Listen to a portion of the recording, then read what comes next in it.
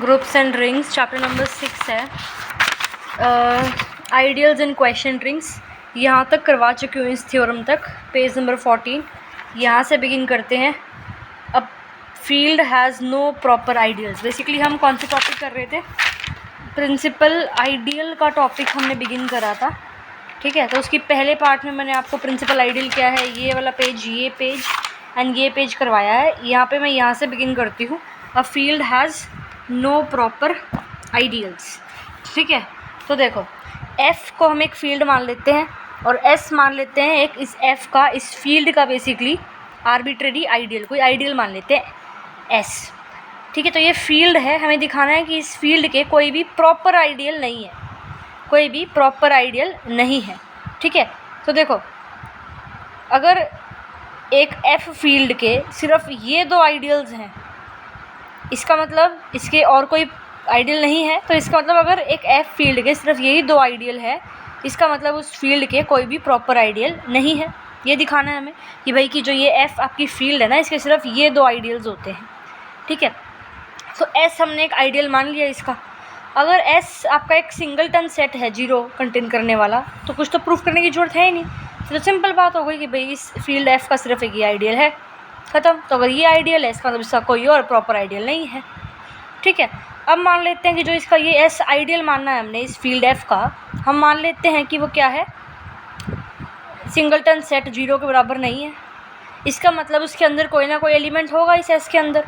जब वो null set नहीं है तो उसके अंदर कोई ना कोई एलिमेंट होगा अपार्ट फ्रॉम जीरो। समझ में आ रहा है ना? मतलब अगर आपको जो S आइडियल है F का, वो एक सिंगलटन सेट जीरो नहीं है, तो क्या होगा, उसके अंदर कोई ना कोई एलिमेंट होगा अपार्ट फ्रॉम जीरो भी, है ना। तो एक एलिमेंट ले लेते हैं A, जो कि नॉट इक्वल टू जीरो है, नॉन जीरो एलिमेंट ले लिया इस S का, इस आइडियल का एक A ले लिया, नॉन जीरो एलिमेंट, ठीक है। और S क्या है, आइडियल है फील्ड की।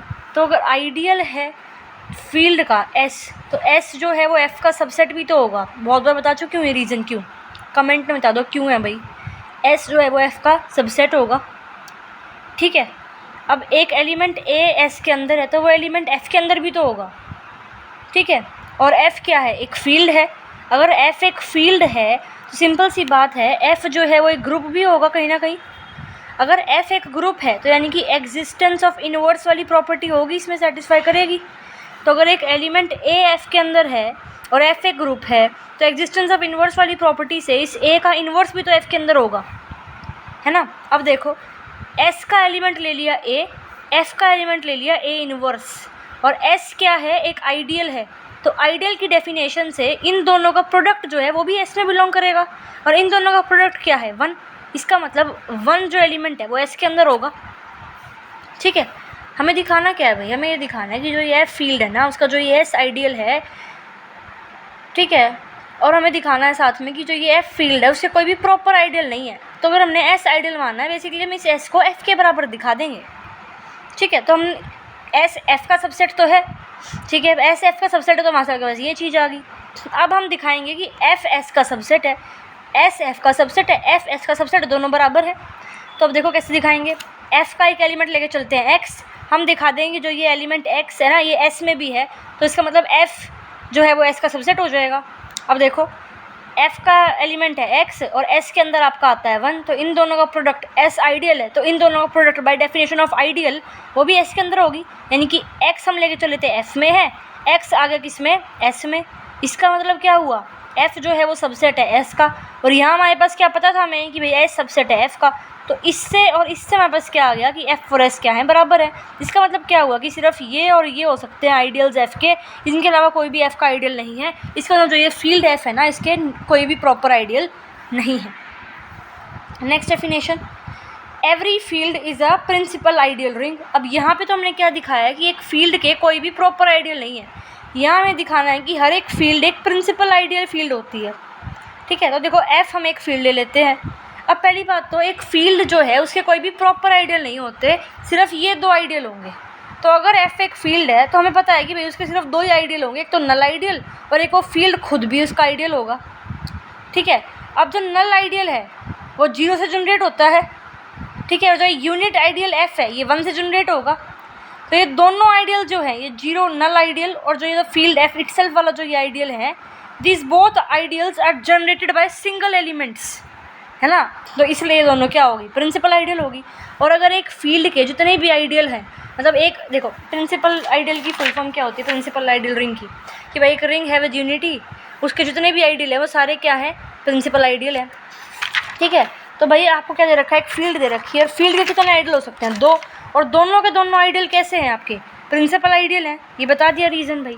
तो एक फील्ड के 2 एलिमेंट 2 आइडियल हो सकते हैं बस, और दोनों कैसे हैं, प्रिंसिपल आइडियल है। तो जो ये फील्ड है वो कैसी हुई, प्रिंसिपल आइडियल रिंग हो गई।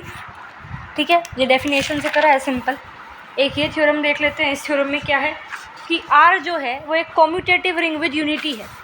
ठीक है, आर एक कॉम्यूटेटिव रिंग विद यूनिटी है। कॉम्यूटेटिव रिंग विद यूनिटी क्या होता है, कमेंट में बता दो ज़रा मेरे को। पिछले वीडियो में हमने कर भी रखा है, ये इवन चैप्टर 5 में डिटेल में करा था, डेफिनेशन बिल्कुल पहले ही करी थी। If R has no proper ideals, R के कोई प्रॉपर आइडियल नहीं है, इसका मतलब इसके सिर्फ 2 ही आइडियल हैं, एक तो नल आइडियल और एक वो आर रिंग खुद, यानी कि यूनिट आइडियल। तो आर को हमें फील्ड दिखाना है अब। ठीक है, तो हमें क्या दे रखा है, हमें जो चीज़ गिवन है वो क्या है कि भाई आर एक कॉम्यूटेटिव रिंग है विद यूनिटी। ठीक है, और उस आर के सिर्फ 2 ही आइडियल हैं, एक तो नल आइडियल और एक यूनिट आइडियल। प्रूव करना है कि जो आर है ना वो एक फील्ड है। ठीक है, तो आर को हम फील्ड दिखाएं। देखो आर आपको रिंग विद यूनिटी दे रखी है। देखो फील्ड की डेफिनेशन हमने चैप्टर नंबर 5 में करी थी। एक कॉम्यूटेटिव रिंग विद यूनिटी है। ठीक है, अगर हमें फील्ड प्रूव करना होता है, देखो ये रही, a field is a commutative division ring. तो कॉम्यूटेटिव रिंग तो आपको इस क्वेश्चन में दे ही रखी है। डिवीजन रिंग की डेफिनेशन ये होती है। तो अगर एक रिंग है वो कॉम्यूटेटिव भी और डिवीजन रिंग भी, तो उसे हम फील्ड कहते हैं, है ना। तो आपको जो इस क्वेश्चन में गिवन है वो ये चीज़ तो गिवन है ही भाई, कॉम्यूटेटिव रिंग है। अब दिखाना क्या है आपको, इस आर को डिवीजन रिंग दिखाना है। डिवीजन रिंग दिखाना है, इसका मतलब क्या दिखाना है कि उस रिंग के जितने भी नॉन जीरो एलिमेंट है वो एक ग्रुप बनाते हैं अंडर मल्टीप्लिकेशन। ठीक है, तो इसमें आपको यही चीज़ प्रूव करनी है। आर को फील्ड प्रूव करने के लिए एक तो कॉम्यूटेटिव तो दे रखी है उसने, हमें क्या दिखाना है, हमें दिखाना है कि वो एक डिवीजन है। क्योंकि फील्ड का मतलब क्या होता है, फील्ड का मतलब होता है कॉम्यूटेटिव डिवीजन रिंग। कॉम्यूटेटिव दे रखी है, इस आर को हमें क्या दिखाना है, बेसिकली इस आर को हमें डिवीजन रिंग दिखाना है। एंड डिवीजन रिंग की ये प्रॉपर्टी होती है कि भाई इस आर के जितने भी नॉन जीरो एलिमेंट है वो एक ग्रुप बनाएंगे। ठीक है, ग्रुप बनाएंगे विद रिस्पेक्ट टू मल्टीप्लिकेशन। और ये आर एक रिंग पहले से ही दे रखी है, कॉम्यूटेटिव रिंग, तो हमें सिर्फ एक प्रॉपर्टी दिखानी पड़ेगी यहाँ पे। देखो फील्ड दिखाने के लिए हमें ये सारी प्रॉपर्टीज़ दिखानी होती हैं। ठीक है, और आपके पास पहले से ही वो एक कॉम्यूटेटिव रिंग विद यूनिटी दे रखी है, तो हमें सिर्फ एक प्रॉपर्टी शो करनी रह जाएगी। वो क्या, कि इस आर के जो है नॉन जीरो एलिमेंट के मल्टीप्लिकेटिव इनवर्स एग्जिस्ट करते हैं। सिंपल, यानी कि वही नॉन जीरो एलिमेंट ग्रुप बनाते हैं तो ग्रुप के लिए हम 4 प्रॉपर्टी दिखाते हैं। 3 प्रॉपर्टी ऑलरेडी प्रूव हो चुकी है, जो हमने इसको आर को कॉम्यूटेटिव रिंग दिखा रखा है। एक प्रॉपर्टी और दिखानी है, वो है मल्टीप्लिकेटिव इनवर्स वाली, तो वो दिखा देंगे। अब मैं क्या करते हैं, इस आर का एक नॉन जीरो एलिमेंट लेते हैं ए। ठीक है, ठीक है, अब आर ए इसके बराबर होगा और ये आइडियल होगा इसका। ठीक है, और क्या दे रखा है भाई, आपको ये चीज़ दे रखी है कि इस आर के कोई भी प्रॉपर आइडियल नहीं है, तो 2 ही आइडियल है। तो अगर ये आर है, इस आर का आइडियल है बाय दिस थ्योरम। ठीक है, ये हमने थ्योरम करी है 6। देखो ये रही भाई, आर अगर एक कॉम्यूटेटिव रिंग है तो ये उसका एक आइडियल होगा आर ए। तो इससे लिखा है मैंने कि भाई आर अगर एक कॉम्यूटेटिव रिंग दे रखी है तो उसका ये आइडियल होगा। और इसमें दे रखा है लेकिन आर के तो सिर्फ 2 ही आइडियल हैं, या तो ये या ये। तो आर ए या तो इसके बराबर होगा या इसके बराबर होगा। अब आर ए जो है वो इसके बराबर तो हो नहीं सकता। क्यों नहीं हो सकता, क्योंकि भाई इस आर के अंदर एक एलिमेंट है 1 दे रखा है ना, विद यूनिट एलिमेंट। तो यूनिट एलिमेंट एग्जिस्ट करता है, तो वो इसके बराबर तो हो नहीं सकता। इसका मतलब आर ए इसके बराबर है। ठीक है, अब एक आर से एलिमेंट लिया 1, आर ए से एलिमेंट लिया 1। ठीक है, तो there exist b belonging to R such that b a equal to 1। अब ये चीज़ मैं पहले वाली थ्योरम में भी करवा चुकी हूँ एक में। अब आर कॉम्यूटेटिव गिवन है, तो अगर बी ए 1 के बराबर है तो ए बी 1 के बराबर है, और ए इन्वर्टिबल है तो B equal to A inverse. तो R is a commutative ring with unity, ये चीज़ गिवन है, आर इज़ अ फील्ड। तो बस इसको रीड कर लेना अच्छे से। ये मैं पिछली थ्योरम्स में करवा चुकी हूँ, इसलिए इसको डिटेल में नहीं करवा रही यहाँ पे। अब नेक्स्ट है मैक्सिमल आइडियल। मैक्सिमल आइडियल क्या होता है, एक रिंग है आर, उसका एक आइडियल है एस, उसको मैक्सिमल बोलेंगे अगर वो इन दो सिचुएशन को फुलफ़िल करे, दो कंडीशन को। पहली तो क्या कि भाई एस जो है वो आर के बराबर नहीं होगा, ठीक है, S is properly contained in are. अगर एस आर के बराबर नहीं है इसका मतलब ये होता है कि S is properly contained in are. और दूसरी प्रॉपर्टी क्या है कि अगर इस रिंग आर का दूसरा आइडियल लेते हैं एस डैश, तो जो एस होगा वो उस एस डैश का सबसेट होगा, ठीक है। इधर मतलब अगर ये चीज़ है ना, इस रिंग का एक और आइडियल है एस डैश, और एक ये कंडीशन है कि भाई एस जो है वो सबसेट है एस डैश का, तो या तो एस डैश एस के बराबर होगा या एस डैश आर के बराबर होगा। तो अगर ये दोनों कंडीशन फुलफिल होती है तो उस आइडियल एस को हम मैक्सिमल बोलेंगे। एग्जांपल देख लेते हैं। ये एक कॉम्यूटेटिव रिंग दे रखी है of even integers, R set है एडिशन और मल्टीप्लिकेशन के रिस्पेक्ट में, कॉम्यूटेटिव रिंग है ये ऑफ इवन इंटीजर्स। एक आइडियल कंसिडर करते हैं इसका एस, जो 4 से जनरेट हो रखा है, प्रिंसिपल आइडियल जनरेट बाय 4, यानी कि इस टाइप के एलिमेंट उसके अंदर होंगे। 4 के मल्टीपल ही तो होते हैं, जहाँ पे ए बिलोंग करता है इस आर में से और एन बिलोंग करता है इंटीजर्स। अब इस आर का एक एलिमेंट ले लिया 2, अब 2 इसके अंदर तो नहीं होगा, ठीक है। इसका मतलब जो आर है it is not generated by 4, तो एस आर के बराबर नहीं आ रहा जहाँ तक है, तो it is properly contained in are. और फिर if S dash is any ideal, दूसरी प्रॉपर्टी दिखानी है, अगर एस डैश एक आइडियल है such that S is subset of S dash, तो अगर एस डैश में से एक एलिमेंट ले लिया एक्स सच दैट वो जो एक्स है वो एस के अंदर बिलोंग नहीं करता, तो एक्स एक इवन इंटीजर है which is not divisible by 4, इनकी एस के अंदर तो इस टाइप के एलिमेंट है, और अगर एक्स इसके अंदर नहीं आता तो इसका मतलब एक्स जो है एक ऐसा इवन इंटीजर है which is not divisible by 4। Even integer क्यों? क्योंकि आर क्या है, commutative ring of even integers है, तो एक्स के अंदर हम मान लेते हैं इस टाइप के एलिमेंट है 4t प्लस में 2, जहाँ पे t इंटीजर्स को बिलोंग करता है। 2 = x माइनस 4t, ठीक है, माइनस 4t ये है। अब ये चीज़ कैसे लिखी है इसने, s के अंदर किस टाइप के एलिमेंट है, इस टाइप के, दैट इज़ 4a प्लस में 4a टाइप के, a की जगह ले लिया 0, n की जगह ले लिया -t, माइनस 4t बिलोंग कर रहा है s डैश में, ये जो है ये बिलोंग करेगा किस में, s में, और ये आ गया -4t, यहाँ से -4t बिलोंग करेगा s डैश में, -4t s डैश में बिलोंग करता है, x भी s डैश में बिलोंग करता है, तो इन दोनों का डिफरेंस भी s डैश में बिलोंग करेगा क्योंकि s क्या है, s डैश क्या है, एक आइडियल है, और x -4t किसके बराबर है, 2 के बराबर है, तो 2 बिलोंग करता है s डैश में, तो 2 के मल्टीपल भी s डैश में बिलोंग करेंगे, जहाँ पे दिस n जो है r को बिलोंग करेगा, तो r जो है वो क्या हो गया, सबसेट हो गया x डैश का, ठीक है। तो s dash equal to r आ गया, और s जो है it is the principal ideal constructed by 4, तो इसको हम क्या बोलेंगे, अब मैक्सिमल आइडियल बोल देंगे r का।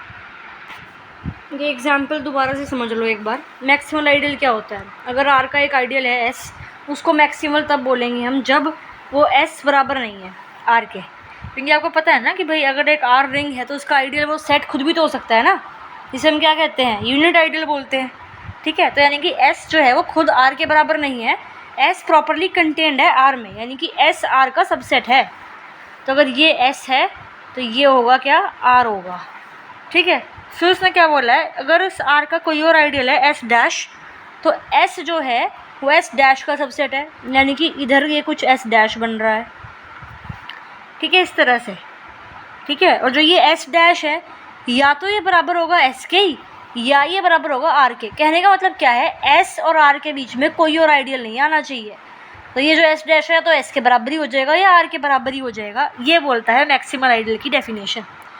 अब आपको ये दे रखी है commutative ring of even integer.